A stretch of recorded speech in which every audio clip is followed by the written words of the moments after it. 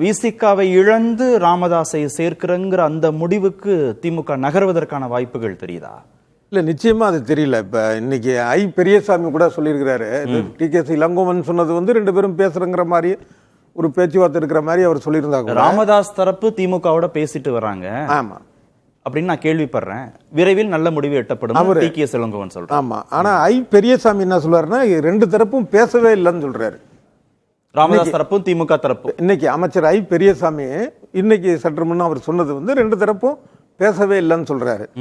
அதே மாதிரி இன்னொரு பாத்தீங்கன்னா இப்ப செல்வ பெருந்தகை சொன்னார்ல, அதாவது 2 தரப்பும் வந்து பேசுறதுக்கும் வாய்ப்பு இருக்கு, ஏன்னா அது ஒன்றும் பெரிய பகையெல்லாம் இல்லை, உட்கார்ந்து பேசினா சரியாயிடும். அதுக்கு விசிகாவுடைய எம்எல்ஏ பாலாஜி கடுமையா பேசியிருக்காரு, விமர்சனம் பண்ணியிருக்காரு. அது எப்படி நீங்க அந்த மாதிரி சொல்ல போகும், எங்களுடைய கருத்தை நீங்க திருச்சி சொல்லிருக்கீங்க. இதுக்கு மறுபடி காங்கிரஸ்ல இருந்து எதிர்வினை ரொம்ப கடுமையா வந்திருக்குது.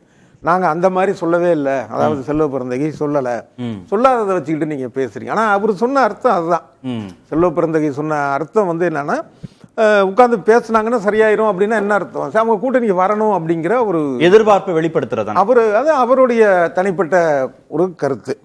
ஆனா அதுதான் எந்த அளவுக்கு வரும்னு சொல்ல முடியாது. ஏன்னா இப்ப செல்வ பெருந்தகையுடைய கருத்து எந்த அளவுக்கு ஒரு முக்கியத்துவம் பெறும்னு சொல்ல முடியாது. இப்ப அவரே சொல்றாருல, செல்வ பெருந்தகை வந்து என்னன்னா, எங்க கூட்டணியை சிதைக்க பாஜக முயலுது, எங்களுக்கு வந்து எங்களை திமுக இருந்து பிரிச்சு காங்கிரஸை தனிமைப்படுத்துறது, வாக்கு வங்கியை சிதைக்கிறதுல பண்ணுது அப்படின்னு. ஆனா அது ரொம்ப ஆச்சரியமா இருக்கு. ஏன்னா அந்த மாதிரி பேசிட்டு இருக்கிறவங்க காங்கிரஸ்ல இருக்கிற முக்கிய பிரமுகர்கள் தான். அப்ப அவங்கள வந்து பாஜக ஆட்டி வைக்குதுன்னு சொல்றாரா என்னன்னு தெரியல. இப்ப என்னன்னா பாஜக பி டீம்ங்கிற விஷயம் எங்க பார்த்தாலும் பரவி இருக்கிற ஒரு விஷயம். அப்ப அவர் கட்சியை சேர்ந்தவங்களே அவர் மாதிரி இந்த மாதிரி பேசுறவங்கள ஜோதிமணியா இருக்கட்டும், இல்ல மாணிக்கம் தாக்கூரா இருக்கட்டும் சொல்றாரான்னு தெரியல. இல்ல இன்னொரு என்னன்னா, திமுக காங்கிரஸ் கூட்டணிங்கிறது வந்து பல தேர்தலில் தொடர்ந்து இருக்கு. இப்ப நாளைக்கு வந்து இப்ப கூட செய்திகளில் சொன்னீங்க, யாருடன் கூட்டணி என்று ராகுல் காந்தி நாளைக்கு பேச போறாரு அப்படின்னு. அப்ப கூட்டணியை வந்து எத்தனை தொகுதின்னு பேச போறாருன்னா அது வேற அர்த்தம். தவிர இவ்வளவு எதிர்மறையாக அந்த எம்பிக்கள் எல்லாம் பேசியும் அது ஒரு ஆன் தி போன் வந்து ராகுல் காந்தி பேசியிருக்கலாம், பேசாதீங்க இல்ல கட்சிக்குள்ள பேசுங்கன்னு சொல்லியிருக்கலாம். எல்லாரையும் டெல்லிக்கு அழைச்சிட்டு வந்து பேசினார் ஏற்கனவே. அப்ப இப்பெல்லாம் பாக்குறப்ப இப்ப செல்வ பெருந்தகை சொல்லக்கூடிய விமர்சனங்கள் வந்து இந்த மாதிரி எதிர்மறையாக பேசக்கூடிய ஜோதிமணி, மாணிக்கம் தாக்கூர் இவங்களுக்கு மட்டும் பொருந்துமா இல்ல ராகுல் காந்திக்கும் பொருந்துமாங்கிறது தெரியல. ஏன்னா அவர் வந்து ஒரு செல்வாக்கார் கட்சி தலைவர் கார்கேவா இருக்கலாம். ஆனா இங்க இருந்து போகக்கூடிய ஆட்கள் இப்ப கனிமொழி போய் பார்த்தது எல்லாமே ராகுல் காந்தியை தான். அப்ப அவர் நினைச்சனா அவர் ஆன் தி போன் போதும். அப்ப இதை அவர் வந்து இது பண்ணி விடுறாரு. ராமதாசும் திமுக கூட்டணியில வந்து இந்த கூட்டணி இன்னும் பலம் பெறணும்னு விரும்பக்கூடிய திரு செல்வ பெருந்தகை காங்கிரஸே கூட்டணியில் இல்லாம வெளியில போயிடணும்னு விரும்ப போறது இல்லைல்ல, அப்படிதானே புரிஞ்சுக்கணும். அதை இல்ல புரிஞ்சுக்கணும். ஆனா அவருடைய வார்த்தைக்கு எந்த அளவுக்கு ஒரு வேல்யூ இருக்குன்னு தெரியாத ஒரு சூழலா இருக்குங்கிற நான்.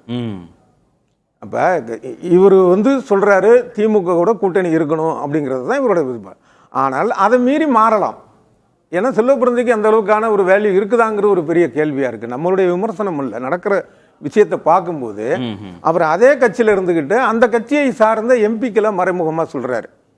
அப்ப அந்த எம்பிக்களை ஊக்குவிக்கிற ராகுல் காந்தி மேலேயும் அந்த விமர்சனம் வைக்கிறதுக்கான ஒரு வாய்ப்பு இருக்கு. அப்ப இவருடைய இருப்பு, இவருடைய ஒரு கருத்துக்கான முக்கியத்துவம் அப்படிங்கிறது ஒரு கேள்வியா இருக்கு. அந்த காங்கிரஸ் வந்து திமுக கூட்டணியில நீடிக்குதா இல்லையாங்கிறத பொறுத்து திமுக மற்ற கட்சிகளை, புதிய கட்சிகளை கூட்டணியில் சேர்ப்பது குறித்து முடிவெடுக்குமா? அப்போ இதுல திமுக ரொம்ப நல்லா கேம் விளையாடுது.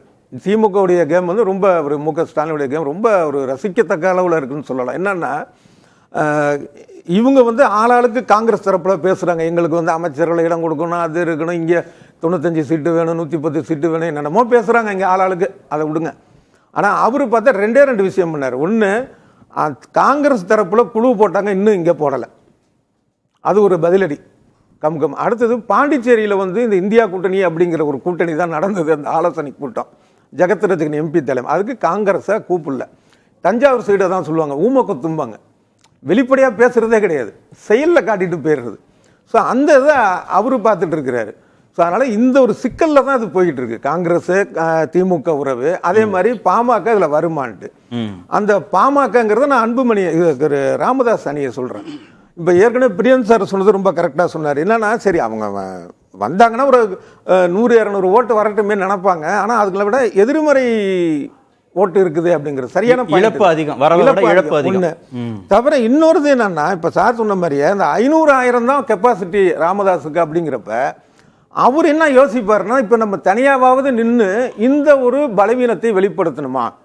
இப்ப ஏன்னா இப்ப கட்சி ரீதியாக பாத்தீங்க அப்படின்னா பாமகவுடைய விதி வந்து பொதுக்குழு செயற்குழு சேர்ந்து முடிவு எடுக்கணும். ஆனா இவர் அந்த பொதுக்குழு செயற்குழு சேர்ந்து தான் நீக்கணும் தலைவரை. ஆனா இவர் ஒரு பிரஸ் மீட்ல உட்காந்துட்டு நீக்கினாரு. ஸோ அதுல இருந்தே பாத்தீங்கன்னா இந்த கட்சி விதிகளுக்கு புறம்பான செயல்களா ஆகிப்போச்சு ராமதாஸ் அவர்களுடைய பேச்சு நடவடிக்கை இந்த மாதிரி ஆயிடுச்சு.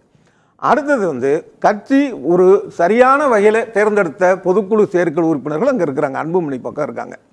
இங்க இதுக்கப்புறம் நாங்க நீக்கிட்டோம்னு சொல்லிட்டு இவங்க புதுசா போடுறோம். இதெல்லாம் சட்ட ரீதியா எடுபடுமாங்கிறது ஒரு கேள்வி. இப்ப தனித்து போட்டின்னு ஒரு முடிவெடுத்து தன் பலத்தை வெளியில சொல்லுவதற்கு ராமதாஸ் முன் வர மாட்டாரா? நிச்சயமா வந்து அது மாதிரியான வாய்ப்பு இல்லைன்னு தான். ஏன்னா அப்ப அந்த மாதிரி அவங்க போனாங்க அப்படின்னா தங்களுடைய பலவீனத்தை இன்னும் வெளிப்படுத்துற மாதிரி ஆயிரும். இப்ப திமுக கூட்டணிக்கு போறது அப்படி இல்லைன்னா ஒதுங்கிக் கொள்வது அப்படின்னு இருக்கு. நடுவுல வந்து எந்த அளவுக்கு பலவீனமா இருக்காங்கிறதுக்கு ஒரு உதாரணம் வந்து இப்ப அருள் எம்எல்ஏ சொன்னார்.